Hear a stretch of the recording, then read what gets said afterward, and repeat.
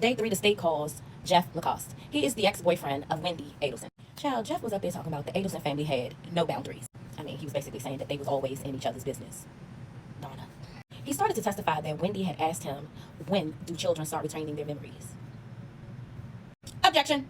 Overruled. He starts going into it a little bit more. The defense stands up and objects again. Judge Everett said, have a seat, Mr. Zimmerman. This brings us to a sidebar. And so outside of the jury's presence, argued that this line of testimony was not in discovery and they had no idea that he was going to be testifying to this. He's not an expert and he shouldn't be allowed to testify to this. We get a brief recess because Georgia said that she can go back and find where it was disclosed. We come back, she apologizes, she said it actually never was disclosed, and so now we have to strike all of that testimony. I mean, but the jury already heard that shit, so. He starts testifying that Wendy was acting a little erratic for months leading up to the unaliving of Dan Markel. So then he starts telling us how the TV was broken around June 11th. You know, the TV that was the alibi for Wendy, that she didn't get it fixed until July 18th. He also said that on July 13th, Wendy said, can I tell you something in confidence?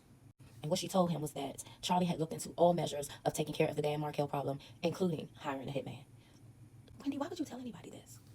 She then asked him what his plans were for July the 18th and if he was still planning to go out of town. And then she asked him for no contact for a week. They calling this the silent breakup, I guess. So remember I told you all that there was 2 trips to Tallahassee by the hitman. One in June and then the final one on the day of the incident. Both times were times when Jeff Lacoste had plans to be out of town. And the first car that they rented was very similar in color and make to his own car. Wendy, was you trying to set this man up to take the fall for this? On cross, Mr. Zellman asked Lacoste, was Wendy a very deeply deceitful person? Wendy, they pointing the finger at you. Then we get June Mchada on the line. Umchinda? I might be butchering that. But anyway, we get her on the stand. She was Charlie's ex between 2015 and 2017. They brought her on to discuss how Charlie's behavior changed during the period of the bump. I told y'all about the bump. The bump was the FBI investigation where they bumped into Donna Adelson, demanding money and hoping to tickle the wire and get them talking again. She said that he never mentioned the bump to her, but after it took place that he was acting erratic, he wasn't sleeping well, he was up all night, worried, and depressed. Now, she also said that Donna had made a statement that Dan was like haunting her from the grave. And he should be.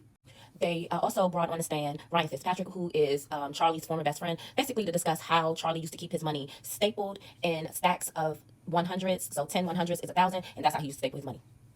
They also brought in Mary Hall, who was a financial auditor, and you know they say follow the money, you'll find the crime. Then they bring Catherine McBenoit. She is a co-conspirator in this case and has already been prosecuted for this crime. So she is there to solidify the connections.